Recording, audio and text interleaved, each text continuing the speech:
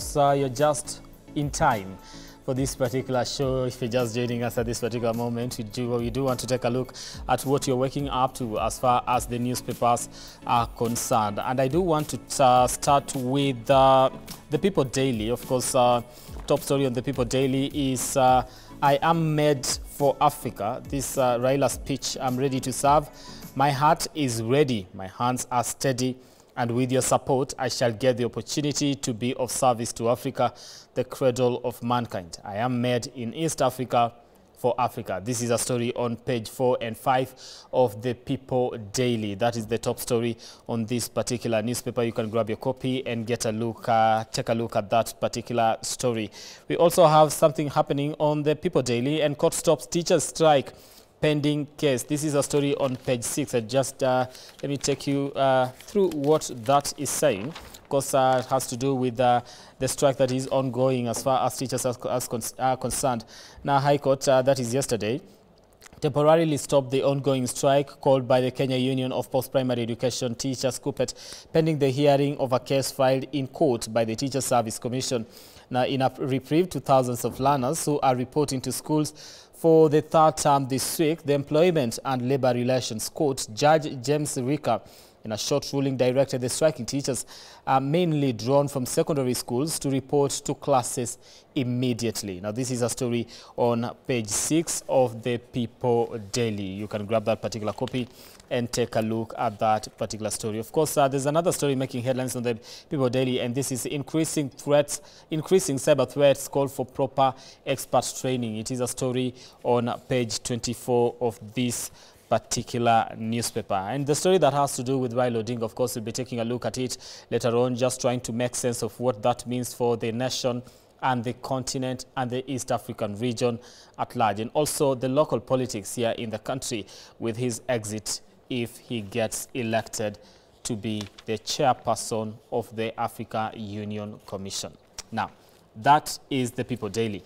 Let us take a look at what the Standard is saying. Now, the Standard is saying Raila unleashed, taking the big stage.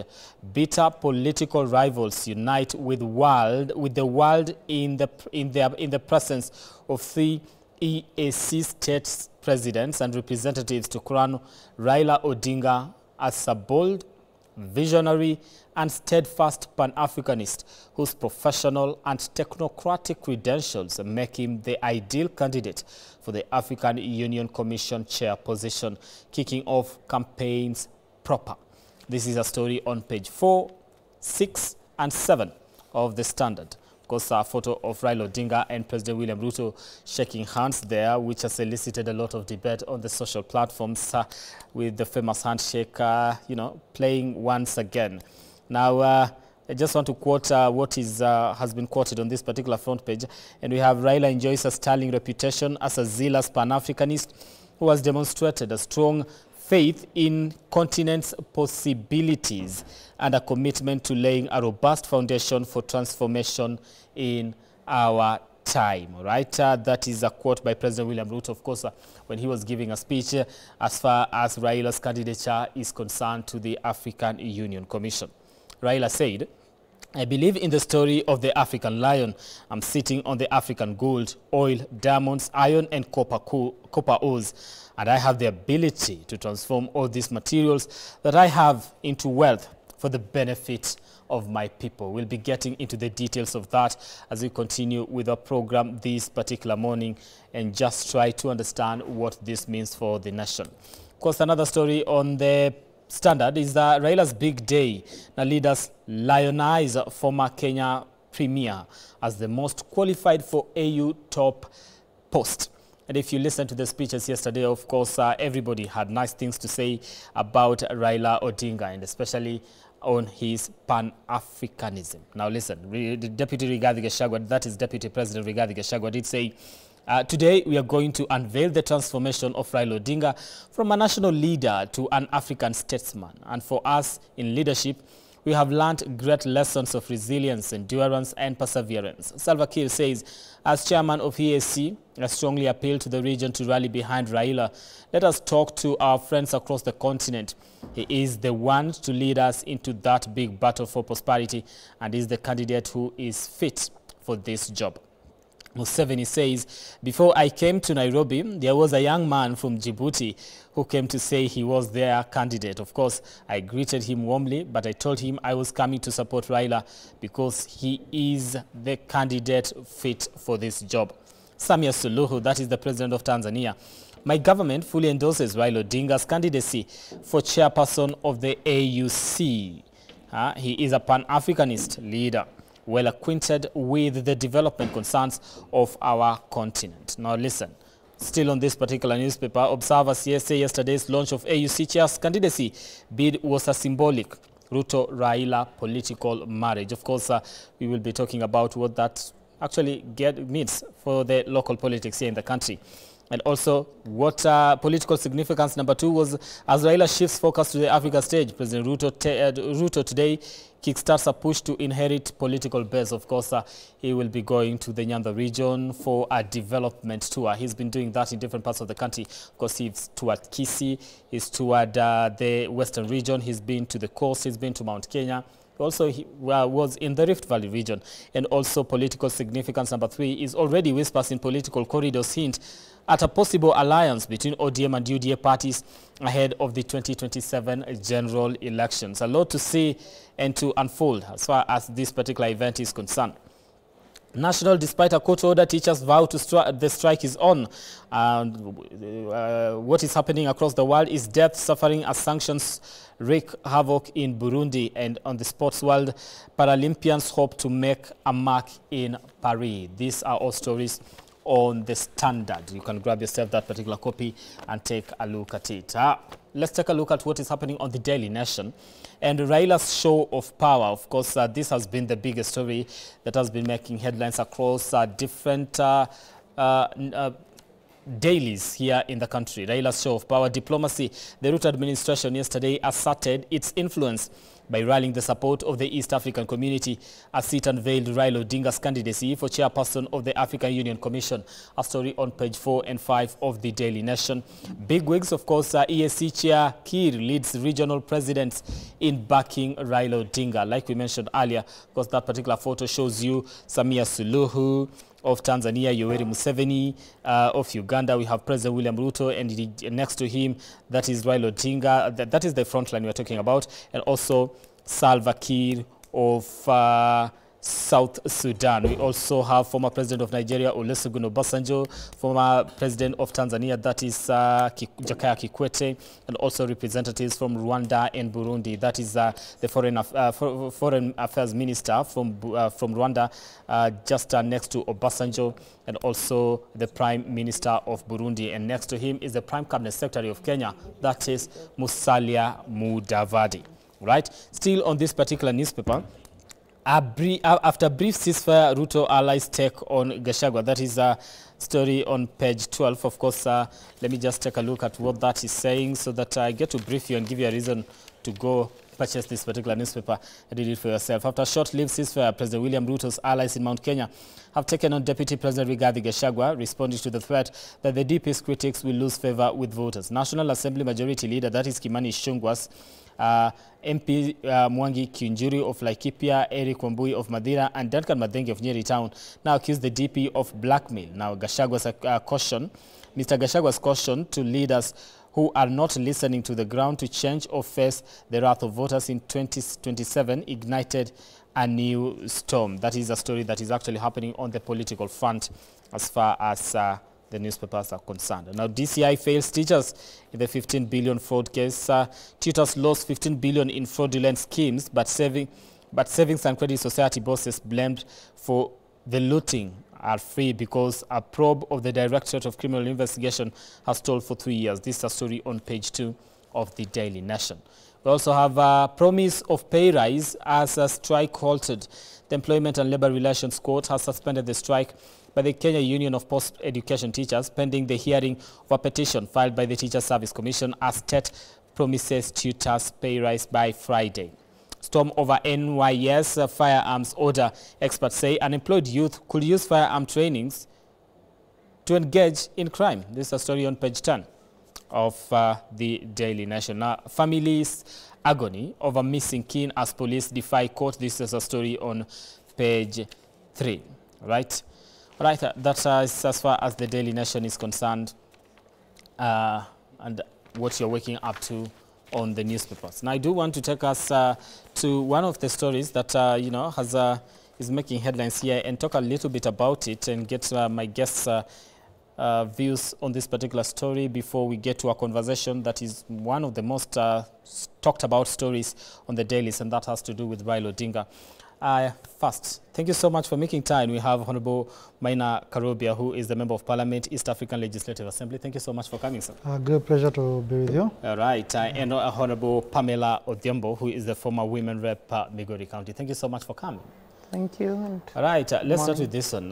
You know, there's something that is happening on the, as far as teachers are concerned. Let me just take your views on this particular front. Of course, the court stops teacher strike pending a case, and yet they say the strike is on because we don't feel like we've been listened to. Of course, we did have Kuppet and Nat seem to be speaking in different directions. What does this mean for the state of education? Let me start with you.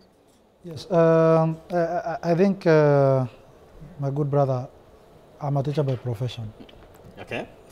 And when matters of education are mentioned or they are touched on, I feel very passionate about them. I think the best thing is that the relevant ministry officials are engaging the teachers and their trade unions. I think it would be good that we give dialogue a chance. Okay. Every side of the table have relevant issues that they are speaking to. Teachers want good pays. They want the interns to be brought on board, particularly the JSS teachers under PNP. And remember, last year, the government of Kenya employed a record 56,000 teachers. This year, the government of Kenya had projected to employ 20,000 teachers under the TSC. I think, given the current issues that we are handling, particularly now after the finance bill was dropped, I think it is good that stakeholders, particularly in the teaching profession, have a working formula with the Ministry of Education, led by the new CS Migosi, on how they are going to navigate the current financial situation, given that the finance bill was dropped, vis-a-vis vis-a-vis what the government had previously projected and planned, and also the various agreements that the government of Kenya had made with the teaching profession. I think it is good that they are already on the table. Let us create a working formula which will create a win-win situation for everyone. Because indeed, I always say, education, really we cannot throw education out of the window, because this is a very key sector in terms of alleviating poverty in our society. This is the equalizer. It is the equalizer. It gives me an equal opportunity with you, based on what I've been trained on, based on what you have been trained on. So I think matters of education, it is a matter that touches on the backbone of the country, and I think the stakeholders need to look at the bigger picture. Okay. Honorable Pamela, teachers continue, Kuppet teachers say that we are still going on strike. Court says, of course, you know, stop that a little bit. The state of education right now, students are supposed to be reopening schools and going back for third term. It is a crucial term for that matter. What do you make of this first? Good morning, Kenya, and thank you for the opportunity once again. It's a very sad state of affairs, what we are witnessing every time and again in our nation, because as my brother here says, education is one of those things that we cannot wish away. It's a basic need of all Kenyan children, and I think all of us will acknowledge that it is through education that we have that training, upbringing to bring us to where we are today. And therefore, it is only prudent that every time we think about education, we stop thinking about us. We think about the children that are supposed to be actually brought up.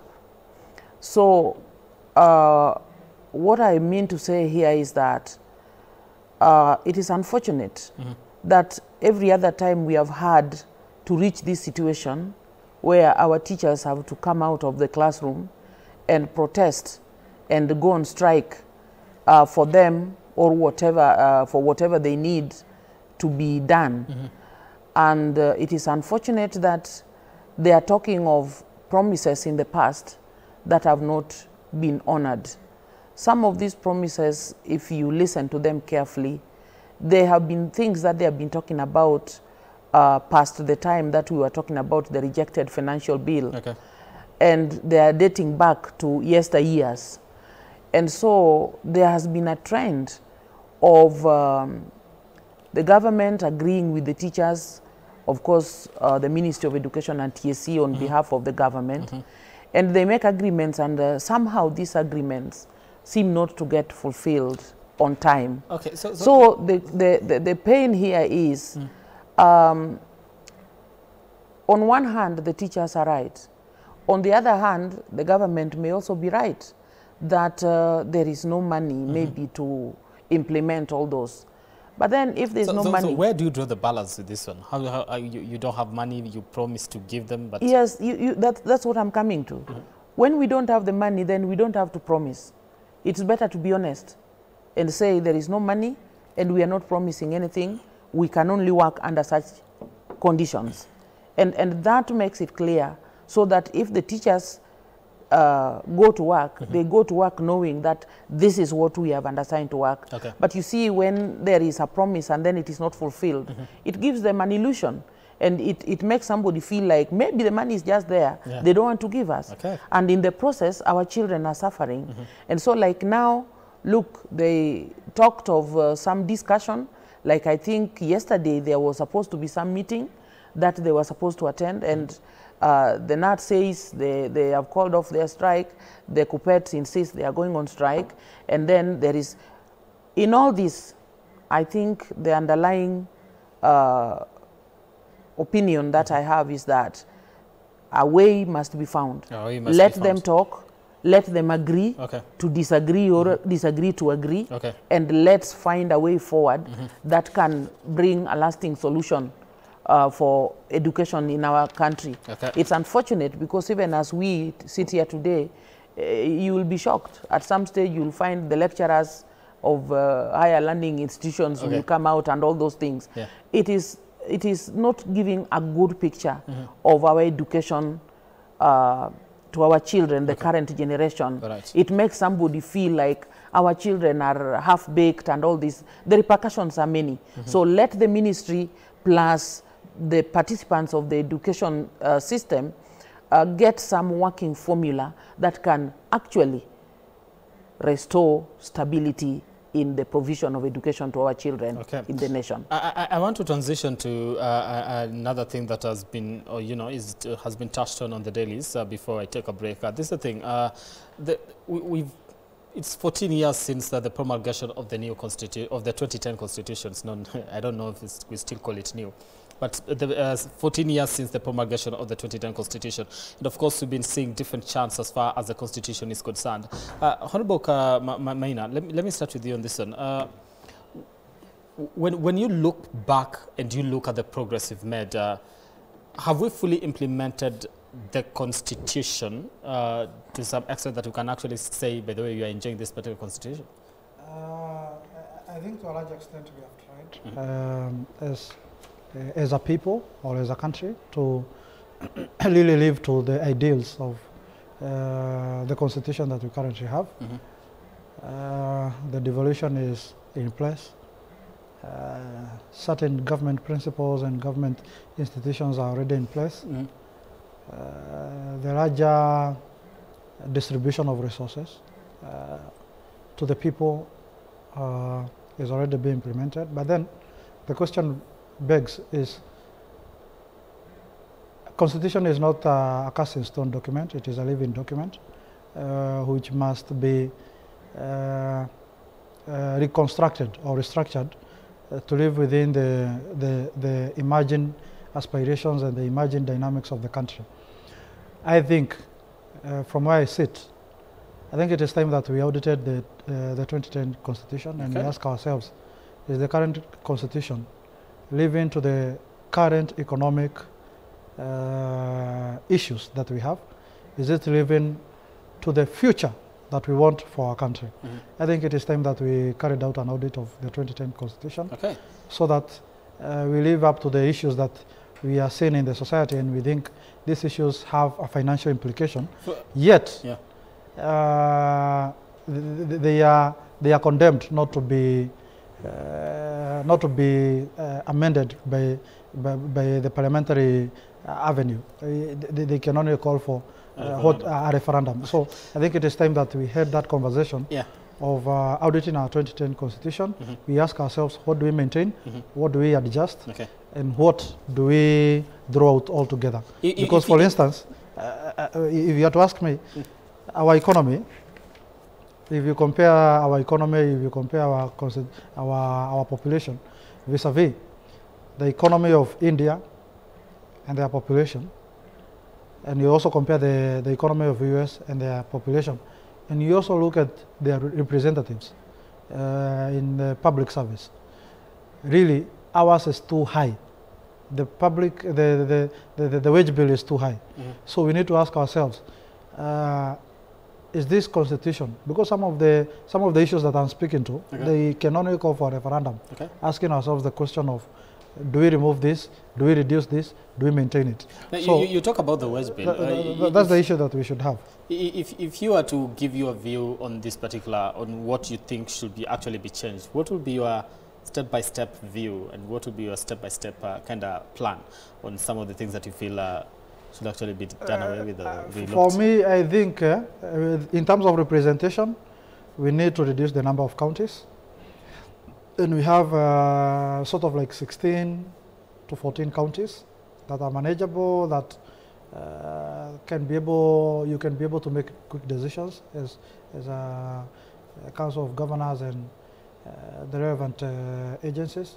We need to reduce the number of parliamentarians. Honestly, I don't find the need of having 400 and something members of parliament. If you had to reduce them to what number?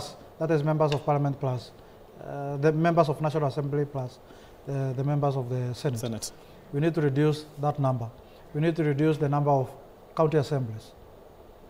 Another thing, we need to go to the executive. We ask ourselves, why should we be having a head of public service? At the same time, we have a Ministry of Public Service. At the same time, we have Public Service Commission. There are so many parastatals, state parastatals and constitutional commissions that cut across or that have duplication of role and mandate. So, and some of them call for constitutional review and constitutional restructuring. So that's my view, and it is going to save us quite a big deal. Honorable Pamela, Maina raises an important question here, and it's an issue to do with the representation. And a lot of people have been raising that particular issue. It says if he was given a chance to, give a view as far as relooking and auditing the 2010 Constitution, the issue of representation will come top of mind for him. What do you make of that first? First, allow me to congratulate Kenyans. The Constitution 2010, which is somebody may want to refer to as new, but now I want to say it is old, because 14 years down the line, 14 years is a long time. It's not new. If it was in a family, maybe other children would have been born, if that was the firstborn. And I want to say that yes, we have done well to some extent. I think the devolution of funding and other resources to the counties and the grassroots to some extent has brought a change to almost the entire nation. There are some places in this country that before devolution, not even a single kilometer of tarmac road was there. Not even any government services were very far away, but this has changed so far. There are things that we have seen happening all over the country, and I think we must appreciate that. And especially those services to the people, we have more devolved functions and services, like you have the Huduma centers and all these DOs spread all over the villages. And I think that is a plus that we have seen. But then the implementation has not been that fast. Okay. And even the utilization of those resources, I think it is also sad to note that I want to point out that corruption has also been devolved to the counties, and those resources, some of them, we have not seen much what was expected. They still disappear somewhere, and I think that needs to be checked. Implementation has been slow in certain areas. For example, there has been this case of the 2/3 gender rule, which is in the Constitution, but making come to a reality has been very elusive. Yeah. And it is high time we thought about some of these things in our Constitution. If they are not implementable, then why do we need to have them? And if we have to have them, how can we implement them? Okay. So duplication of activities and even clear separations of power. There is a lot of gray areas. Look at a function like agriculture. You find that agriculture is devolved, but then resources that go with it, like maybe factories that are in those counties, are still held by the national government. And you see a lot of sometimes confusion as to who should do what arise. You look at our very important clause of the independence of the arms of the government. Something like the legislature, the judiciary, and the executive.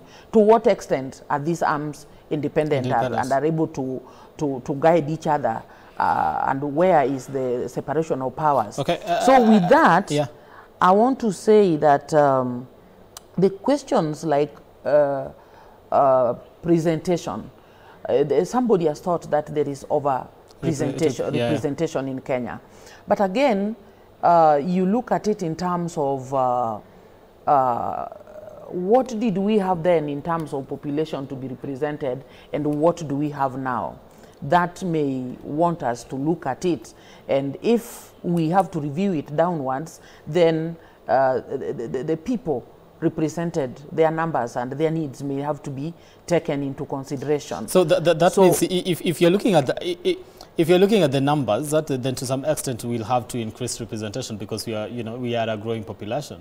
And that's why I'm saying, to some extent, rushing to say that we need to reduce the counties may not help much, because we are growing, as you are saying, and we represent people. We don't represent a region or a map. Okay. We represent living people in those areas. So such factors may need to be considered, even as somebody thinks that we are suffering from over-representation. Okay. The only challenge that I think I want to agree with the proponents of the same may be that, when we are that represented, then again there's a need of clarity.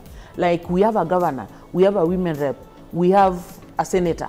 All these come from the county. What exactly would they represent? Because sometimes you find a governor talking about what an MCA should be the one to handle and things like that. Okay, so there's also there is a need overlapping when it comes to roles. overlapping, and there's a need to have clarity of who is representing what. Okay. I think that would be important. All right. However, in my view, the review for our constitution is overdue. If you go to other countries, you find they would review their constitutions almost 8 to 10 years. We are at 14. So I think the question of reviewing our constitution, I would want to say we should. It is in order, okay. Given that the historical background, even as we were amalgamating this, promulgating this constitution, there was this debate of 20%, which was not very good. Okay. It is high time we looked at that 20%, plus any other adjustments that we may need to make to respond to the current needs of our society. All right, I do want to take a break here on that particular point. This is the New Dawn. When we come back, we'll be taking a look at what is, shaping the agenda today, and that has to do with the Right Honorable Prime Minister Raila Odinga's AUC bid. Of course, yesterday the campaign was officially launched with different heads of state gracing that particular event at State House, Nairobi. We'll be looking at that and telling you exactly what it means for the nation and what it is going to cost taxpayers, and why you should care as a Kenyan citizen, because the head of state and his government have been up and about calling on you to support Odinga's bid for AUC. Now, continue engaging us on our socials at K24 across social media platforms. We'll be sampling your feedback as we continue with the program this particular morning. We take a break. We will be back in a few.